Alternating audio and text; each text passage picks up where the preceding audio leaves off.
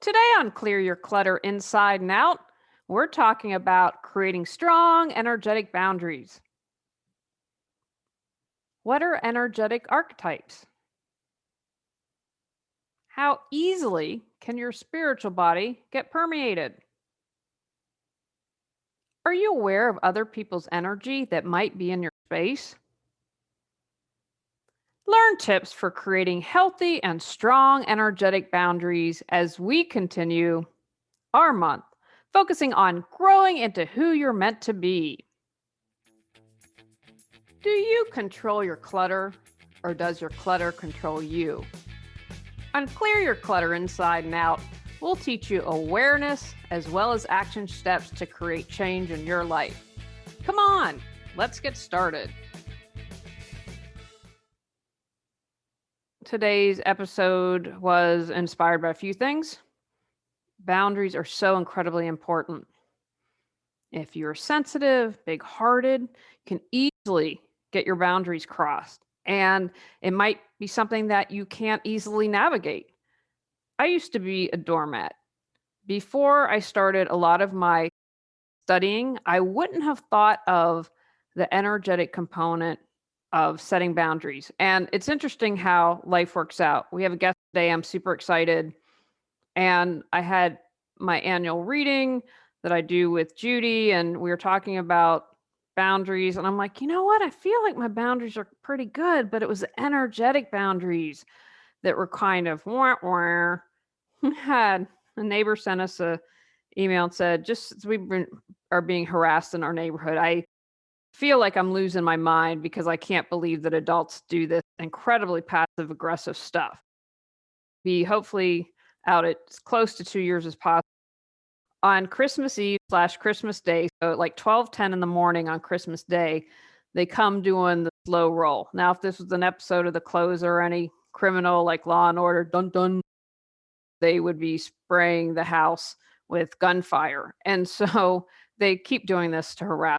But I thought, wow, if I set my energetic boundaries a little better, the situation should improve. So talk to Judy. And then meanwhile, I'm on Mara's newsletter list. And I was like, oh, I have to have you on for this topic. And it's a class that she had coming up. I wasn't able to attend, but I'm like, let's get you on the podcast. If you don't have boundaries, you can create physical clutter because you hold on to other people's stuff. And that's more common than you may think.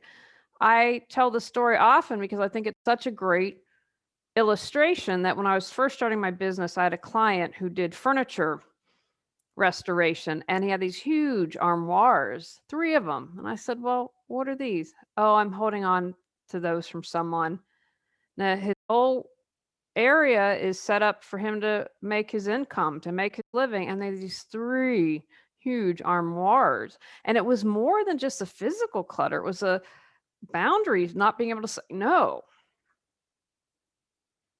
Emotional clutter can occur when you get upset or angry when you do something you don't want to do. You can have unhealthy relationships if you can't draw that line on the sand. Now, don't worry, I'm not going to be talking a lot about Married at First Sight. We're still watching that. And again, just constantly fascinated by it and how people work. And it's been a great tool for us because we talk about things and if I ever done that, then we need to be better. But if you don't have healthy boundaries, then you're not going to be in healthy relationships. And we all know someone who has not been in a healthy relationship. I know I have in the past, and I'm grateful for all the work I did because it allowed me to be a better version of myself and to continue to grow and to attract my awesome husband. If you don't have strong boundaries, they can cause health issues because if people are constantly crossing your boundaries, that can stress you out. And if you're holding those emotions in, again, that just creates stress. I believe I've shared the stat before, and it's probably gone up, and I should look. Something like 80 or 85% of all physical ailments and why people are going to the hospital are related to stress. You know, I had to have half my thyroid taken out at the end of last year, and I got immediately, okay, I know what's going on here from a spiritual and energetic perspective. And I need to speak up more. I need to stand up for myself. I have to have stronger boundaries. And this started, I first became aware of it 12 years ago. And at that time in thyroid medicine, they're like, you don't have to worry about it until you're 80. Well, I found out it was precancerous. So I'm really grateful that we got it removed. I'm like, okay, I know what the lessons are here, and I don't want to ever have to have surgery again. So I'm practicing standing up for myself more. As much as a court case stunk and doing all that, that was a huge deal to stand up for myself. Financial clutter, when you buy things that you don't have the money for. You go to just look at a car and then you've got the upgraded 60K version instead of your budget to 30K because you couldn't say, no, that's not what I want or what I need. And it creates spiritual clutter when you're living your life out of integrity. It allows you to get influenced too much by someone. That's what my personal book, I have 2 personal books I want to write, and that's going to be the focus on one. Currently, tentatively entitled Surviving Rosemary. I allowed someone to have way too much influence on me. Today, what's really cool is we're going to be looking at all of this, setting strong boundaries from an energetic perspective. Saying no, because what if you say no, but you're really unsure? People are going to push back on that, right? They're going to come back at you. But if you have that energetic no and you are firm, they're going to catch on to that. They're going to recognize that. How do you think you've created clutter from not having strong energetic boundaries? As always, I'm super excited when we have a guest. I really want to bring you awesome people and that you're going to get a lot of benefit. I have known Mara since I first moved to North Carolina. She's a shaman. I've done some work with her, and it's currently packed away. When I get unpacked in the new space in the office and just get energy out for us as we're getting into the really crazy period, it will be hung back up in the office. We reconnected probably a couple years ago, right before we were getting to move, and I was planning on having her, and just things with crazy and moving, and that's why I believe in just trusting the process. And I get this newsletter from her and I'm like, oh, Mark, can I have you on the podcast now? Now, it was great timing for her. I'm really excited. I have her first book. She's coming out with another book, and it's really great to have her on the podcast. It felt very synchronistic. And as I've been doing the plant medicine class, which I'm going to be tying up in the next few weeks, the next month or so, connecting with her again because of her shamanism and working with the plants, not in a Ayusha or whatever that kind of thing is about trying to have hallucinations or otherworldly stuff. It's just about a deeper connection with the plants. And so I was excited, like, oh, you just have to trust in timing for everything. It's now time for me to reconnect with the move, probably hopefully have another class with her at the end of the year. But that's just another bigger thing, like trust in. I have Judy saying energetic boundaries, then I get Mara's email. And I thought I really want to have her on the show because I know I'm not alone in this and struggling still to create boundaries. I believe the more you do it, the easier it becomes. But as I mentioned a moment ago, when you say no, I'm sorry, I can't do that, or whatever it is, you want to have the energetic backing behind it. I think that is so, so important. I know you're going to love Mara and her energy, and I'm excited to introduce you to her. Mara Bishop is a shamanic practitioner, intuitive consultant, teacher, author, and artist. She has worked in the fields of intuition and shamanism since 1995. Her training includes psychology, Columbia University Teachers College, Spiritually Mind Body Institute, shamanism, Sandra Ingerman, Michael Harner, Betsy Bergstrom, and all. Energy medicine and theology. Programs created by Dr. Norman Shealy, founder of the American Holistic Medical Association. Mara presents regularly at institutions such as the University of North Carolina at Chapel Hill Medical Center, Duke University, and the Rhine Research Center, among other groups. She teaches workshops on shamanic journeying, intuition, and spiritual healing. Mara has also been authorized by Sandra Ingerman to teach soul retrieval, extraction, death and dying, medicine for the earth, and healing with spiritual light. Welcome, Mara. Hi there. How are you, Julie? Fantastic. I'm so excited to have you on the podcast because this is such a timely topic for me. And as we record this, we've had all the craziness happen in the Capitol, and we're going to be talking about energetic boundaries today. But I first had a question for you. I'm on your newsletter. hmm And so as soon as I got, I'm like, I've got to have her on. You use the term energy ecosystem. And I think that that's the first time that I've heard that. So what do you hmm mean by that? Yeah, energy ecosystem. So we are familiar with the idea of ecosystems in the natural world, using that in different contexts. So when I say energy ecosystem in referring to an individual, we're also familiar with thinking about our physical bodies, kind of the ecosystem of our physical bodies, our physical systems, our circulatory system, right? Our muscles, our skeletal system. But my kitty's here. That's okay. You know what? We have cats. This is a laid back interview. They won't see it on the podcast. And when I've had a cat jump in my interview, people enjoy that. So all Okay, good. so yeah, that will happen occasionally. I think we also, and probably many of your, or maybe most of your viewers are familiar with thinking about the concept that we have an energetic or spiritual body as well as our physical body. A lot of the work that I do, or maybe most of the work that I do, is based on shamanism and some of the principles of shamanic healing, which talks about our spirit. And that when we're looking at health and the broad definition of health, we're looking to our spirits in conjunction with our physical bodies and our mental beings as the source of whether we are in balance or out of balance. So we also have this kind of energetic ecosystem. I'm using that specifically to think about our emotions, our thoughts, our boundaries, right? And that's where we get into this energetic boundary work. So many people, particularly in these intense times, as you mentioned, who are natively compassionate, naturally empathic, sensitive beings who feel a lot, tend to have kind of porous boundaries, right? We know that we have kind of our individual temperaments, right?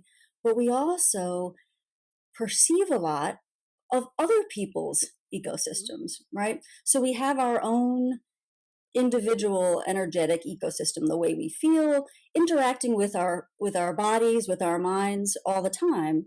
But then when we are with another person, say, the two of us create a different ecosystem, right? Mm-hmm. Just like in the natural world, a tree is its own ecosystem, but it also creates the shared ecosystem of the forest or of the birds and the insects that are engaging and relating with it. And we see in research in the natural sciences how those different beings are interacting and relating and supporting each other in different ways all the time. So we create and experience different dynamics depending on where we are, right? You have the ecosystem of your home, you have the ecosystem of your work that's made up by all the different individuals that are taking part in those systems. So it can get kind of complex, but we always want to start with that idea of we have our own ecosystem that it's in some ways, it's our responsibility to maintain, right? So the more we know about it, the more we understand, the more we can steward it and understand it. Fantastic. Yeah, that's a great description. I really want to talk about energetic boundaries. I've had some stuff happen. I've been thinking a lot about this. So, first, if you have a definition of energetic boundaries, I'd love to have that. And then, are our energetic boundaries different from physical, mental, emotional boundaries? Are they all Mhm. interrelated? How does that connect? I think they're all interrelated. So I think one of the ways that I can illustrate the idea of boundaries, and I think I'm still looking for a better word for boundaries. Me Boundaries too. sounds so, Clinical. it sounds a little clinical, it sounds a little harsh. And I think that there are a lot of people that come into the work of kind of spiritual self-defense where it's about, how am I always putting up a shield from something else, right? It's always about Yes. protection. And delineating a boundary is really more nuanced than that, Mhm. right? Mhm. We're as responsible for protecting other people from our own energy as we are for managing what energy comes into our space, right? So boundaries can be clear and hard and firm. Boundaries can be permeable and porous. What's important about this work is to be intentional about it and be aware of it. Because I think what happens with a lot of people, again, particularly a lot of people who are sensitive or empathic, Mhm. is that you kind of are a little bit oblivious. You come into the world with these, I call them our energetic, like personality archetypes. You just are that way, so you don't really think about it. And it involves being very porous, kind of spongy Mhm. in absorbing and feeling everything.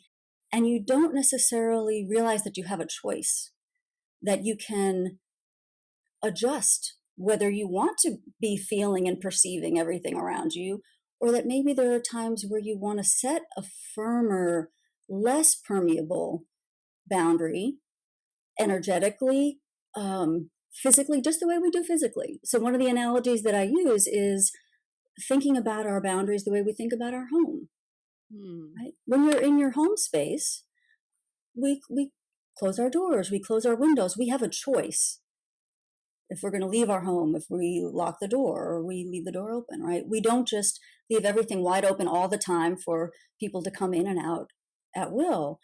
But a lot of us are actually doing that with our energetic bodies, right? We spend a lot of time teaching children about physical safety and giving permission, Mhm. what kind of touch is okay, right?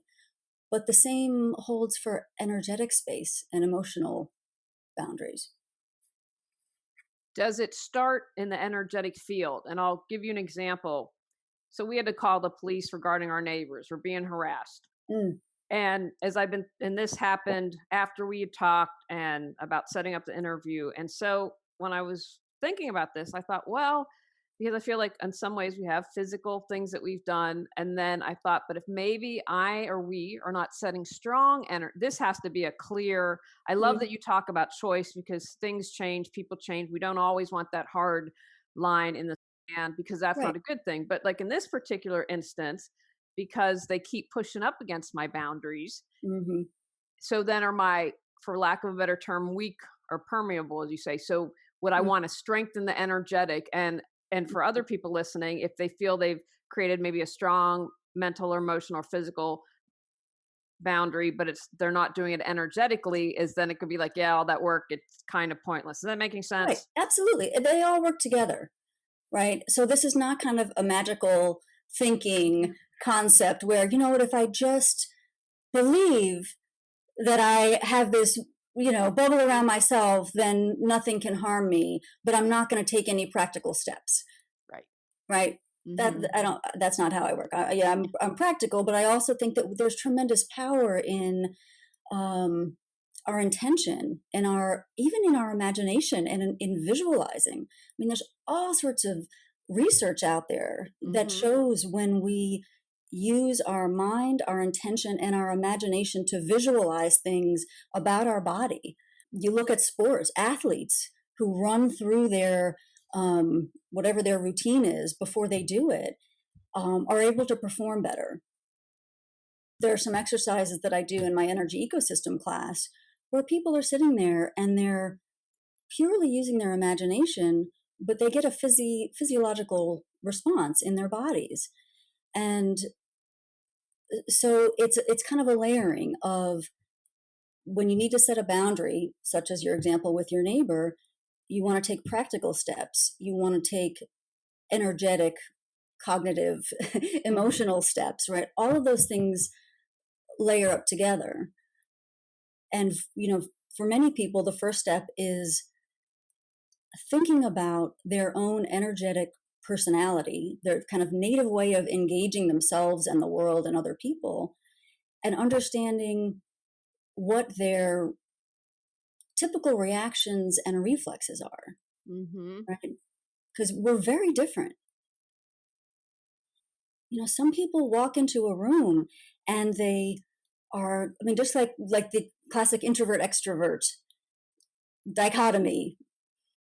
Energetically, people who are extroverted or have a certain personality type, they come in and their energy's big and it takes up space. They walk into a party and they're the center of the room and they place themselves there.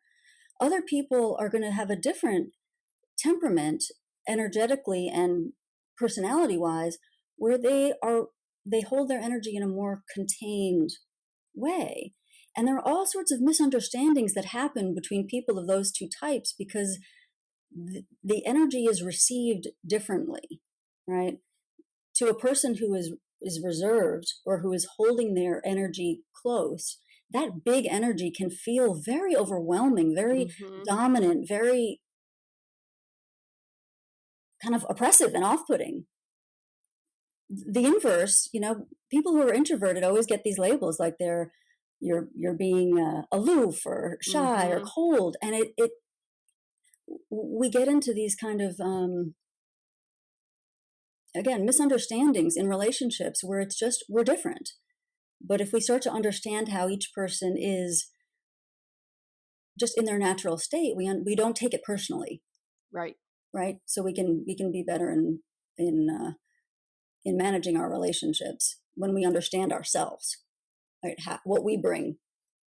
One of the things I'm doing is I visualize a big magnet above my head, and I ask to call my energy back from where it shouldn't be. It's like, I don't want to, engage with these people. I'm mentally checked out. We're physically getting checked out, hopefully sooner rather than later. And so every day, okay, like visualize all your energy coming back to me. And so I don't know if that's something that you recommend. Is that keeping your energy closer, setting a better boundary? And then if you open it up, that makes you a little more permeable. So maybe like if you're checking out a situation, you're like, I don't know, but I want to open up a little. Well, there are a couple of things about that are really important. That idea of going outside your body is, this may be a little too extreme, so I'm not saying this is in your case, right? But that can be kind of a trauma response, right? It's an overwhelm. So it's a little bit of a survival. And it can be a spectrum from just this is too much, I don't want to deal with this, I'm going to a serious trauma response.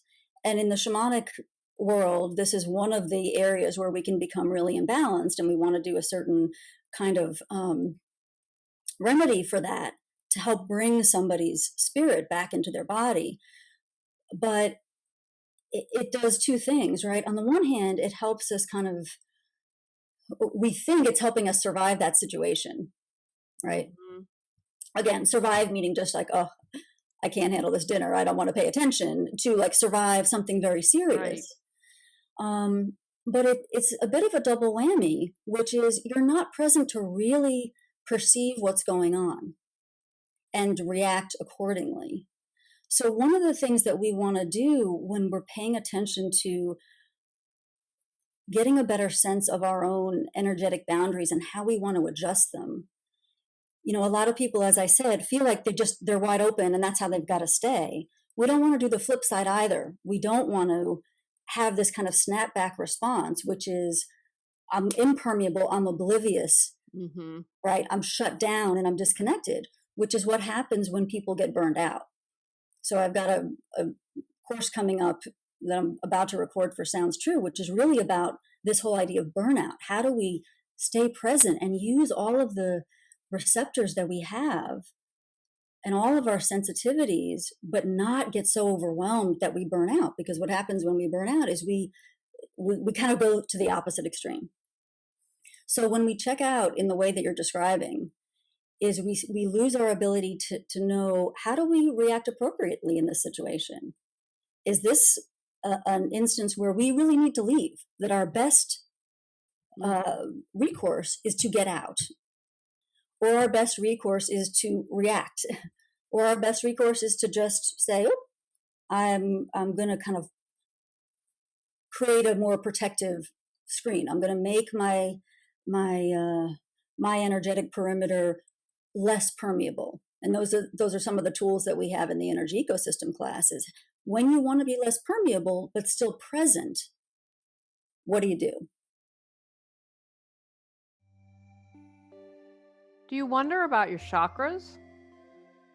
Does the energy around you feel stuck, stagnant, or negative? How well are you aware of your intuition and follow its guidance? Have you found yourself taking on other people's feelings, emotions, and more? Ready to clear energetic clutter and have your space, home, mind, and heart feel good? Got Clutter 365 Journal Prompt Energetic supports you in clearing your energy clutter. Free gift with purchase, available at reawakenyourbrilliance.com, Amazon, Google Books, and more. I think that's a great point, and being overwhelmed, because this whole podcast, if you have clutter in your life, most of the time you're overwhelmed. And just as a side note, I've worked with Mara. We've done a soul retrieval and worked on some trauma. And it was thank you for mentioning that, because I've been able to be present to say to my husband, this is what this is bringing up for me. When the neighbors do that, it brings up times in my life where I've felt unsafe and felt like I haven't been able to protect myself. Now, there are about 5,000 other things going on. This isn't the thing that's making us move. But, I also believe that the energy of this place feels like a concrete block, like there's no room for openness, growth, and we're vibing out of it. Now, I can step back in this short time and say, you were meant to be here for blah, blah, blah, blah, blah. And it's going to be easier when you move out of state. So I'm really aware of that. But I think I appreciate you bringing that up, because about being present and not having that knee-jerk reaction. But for me, it's been really important to have boundaries, because I know what it's bringing up. But thank you for pointing that out, because that's really important. And what you described as having this discernment of, do I stay in the situation? Do I leave the situation? Is really important, because another thing that we want to really be able to determine is, how do we strengthen our ability to withstand situations that are difficult? There's another kind of trend out there, which is, oh, that person's toxic, I'm going to cut them out of my life. Oh, that situation's toxic, I'm going to get out of it. And sometimes that's true, and that is the best recourse. But just like with our physical immune system, so I talk about the energetic immune system. With our physical immune system, and again, there's research that shows this, the best recourse is not to make your environment so pristine that your immune system isn't challenged. The best recourse is to strengthen your body's ability to handle substances that are triggering, right? So you don't want to make everything sterile. When there's a virus or a bacteria or something that's a little bit dirty, we want to be able to respond to it appropriately and not have an allergic response or an autoimmune response or a outblown. Right? When one of my nieces was in grade school, she was bullied, and the principal was a rock star, because she said, we also have to deal with your niece getting confidence and being able to deal with the bullying, but we have to look at this from every angle. And I thought, oh my gosh, right? How to think that. And as you're talking, I'm always amazed at everything in life is a balance. But when I see these things, content warning, trigger warnings, yes, I get that. And I worry about, when I hear about these safe spaces in college, what's going to happen when you get out into the real world? Because I can tell you, my guess would be 90%, and that might be too low, or be like, what are you talking about? Go do your job, or you're fired. Do you know what I mean? That people just aren't, And I'm all about healing and all about moving forward, but I love this. This is an aha moment for me because I think that's so important because you have to deal with it. I mean, you don't have to do anything. You always are Right. going to choose Right. what you're going to do, but this is what this podcast is about, clearing your clutter, Right. and part of that's healing. And this whole month is about growing into more of who you're meant to be. And the next episode is about how do we deal with the bad and the ugly, right? Because we Right. have to, we hope to. But I love that analogy with the immune system. That's very powerful. Yeah. It's a balance, right? We want to be resilient. That's ultimately Yes. what we want to do. So we want to figure out how do we differentiate ourself and our own reactions and our own energetic beings and our own native temperaments and ways of responding to the world from what is external to us, right? As much as we can, because everything is always interrelated, right? We're part Right. of the web. So on the one hand, that's kind of artificial, but that is where we start in the energy ecosystem class is as much as possible understanding where are you in your baseline space so that when you introduce another person or a different environment or some kind of interaction, you can understand the difference. And then you can use some tools to bring yourself back to that baseline. Because yeah, the goal is to be resilient. The goal is to be able to deal with whatever situation comes up in your life. Again, whether the decision is to leave completely, work on a relationship. Right. Yeah. I mean, well, everything, my mother getting sick and everything, that's a large part of us moving back to West Virginia. And I had hope, momentary glimmers of hope when enough people were going to join together in the neighborhood. And then that didn't happen. It's like, I can't write the Titanic, Right. and that's not my karma. I'm really clear on why we were here and why we're Mm-hmm. leaving and all that. Is there a short maybe exercise or an Mm-hmm. example I use with the big magnet ahead maybe that you could share with people that maybe something that would be a useful tool?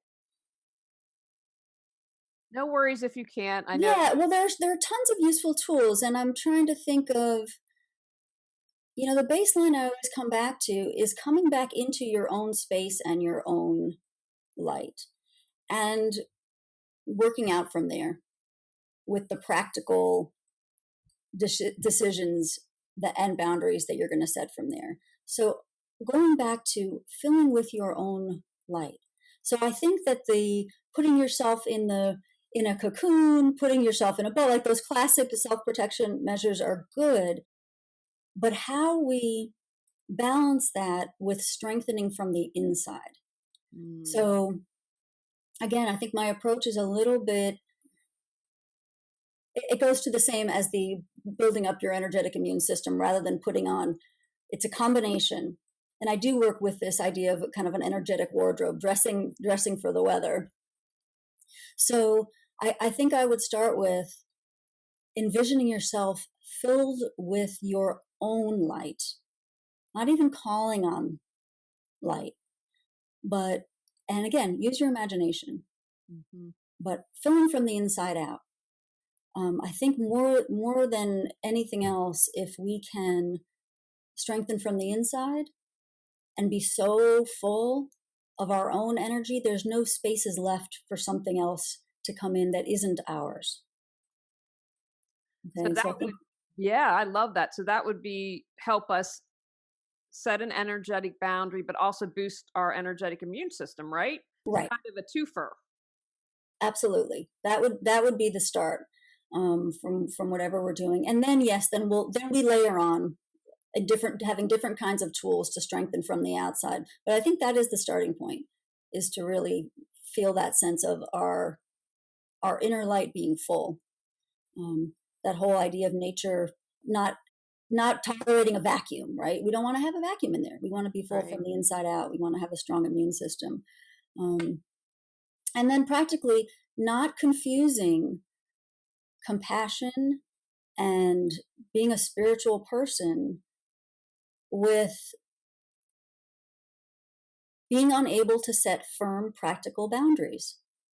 This happens over and over again to kind people who are in abusive Mm-hmm. or, abusive and other kinds of really difficult situations, you can be a kind, compassionate, loving person and say, I am not going to interact with you anymore.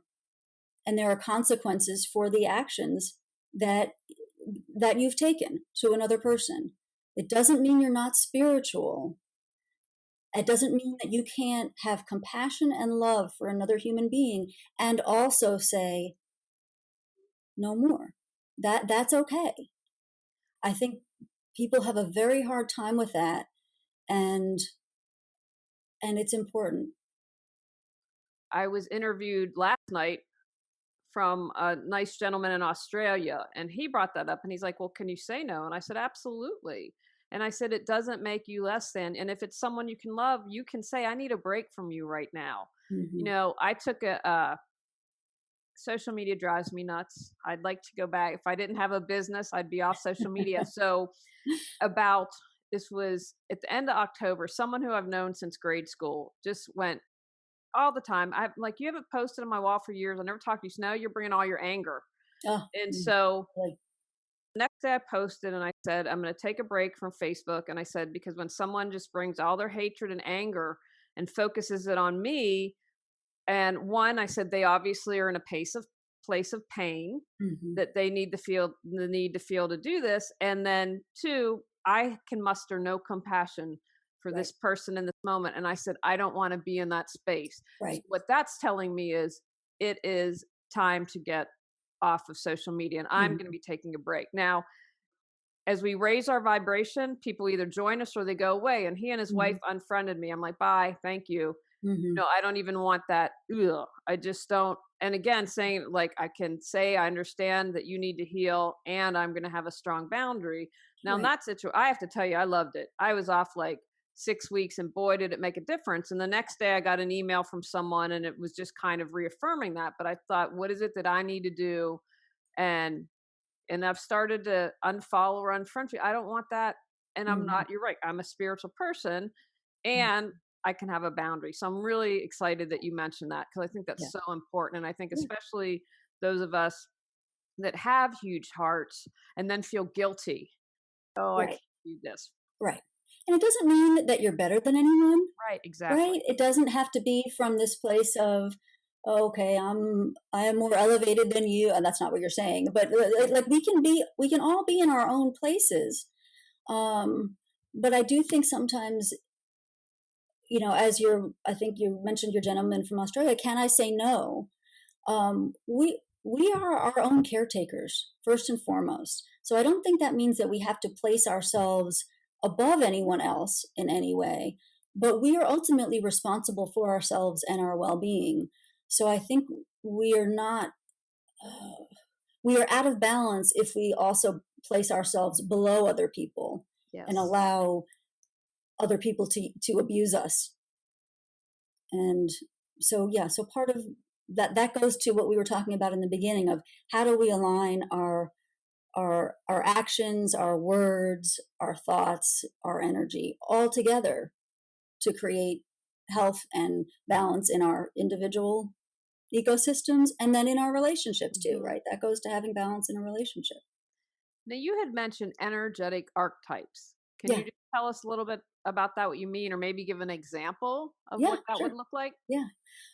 So I think probably again because my biggest inspiration is the natural world and animals and plants. Those are the things that I love and get my joy from, and also because of the shamanic influence, most of the energetic personality archetypes that I use are inspired by animals. I don't think that we are one thing, right? And this is different from a power animal. Okay. That's okay. It's a different thing, but it's kind of there are ways that we can think of our personality traits. And like all archetypes or traits, there's kind of the light and the shadow, right? They've got positive and Mhm. negative. So one example would be the chameleon, right? And so people who have the chameleon archetype are very adaptable to the different situations that they're in. they can change very quickly, right? So people come to me and describe how they find that their personality, sometimes even the way they speak, the things they like to do, change, whether they're with one partner or another, whether they're at work or at home, whether they're with their friends or their family. And it's a great, particularly with work, it can be a great survival skill, right? It's a success trait. You understand in that meeting what everybody wants and needs, right? You move into this friend group and you know what everybody's doing. You like pick up the lingo, right? It works.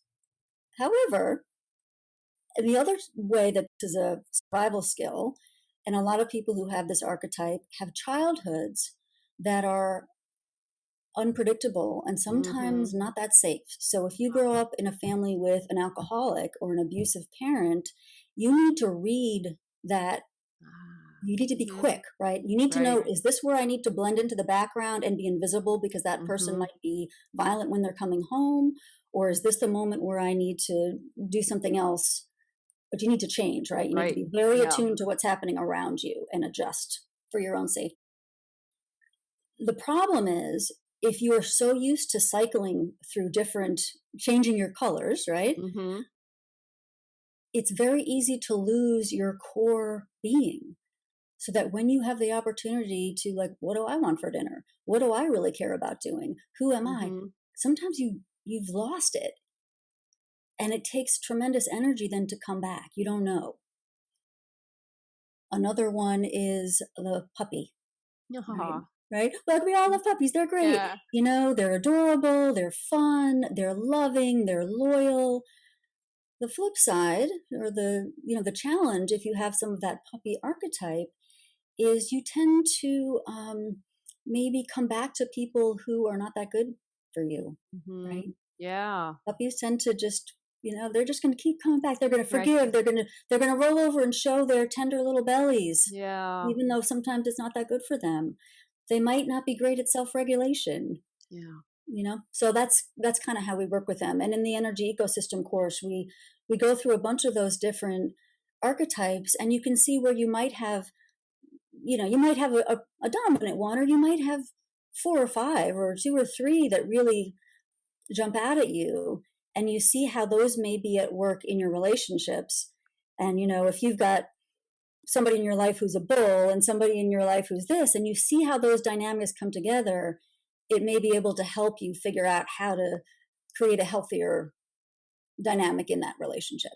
Great. That's a wonderful way to describe it. I'm definitely neither of those. I know I have something, but definitely not the cute puppy. Although I just have to tell you, this popped in my head, and even think of it. So we had to put Athena down, who was a tabby.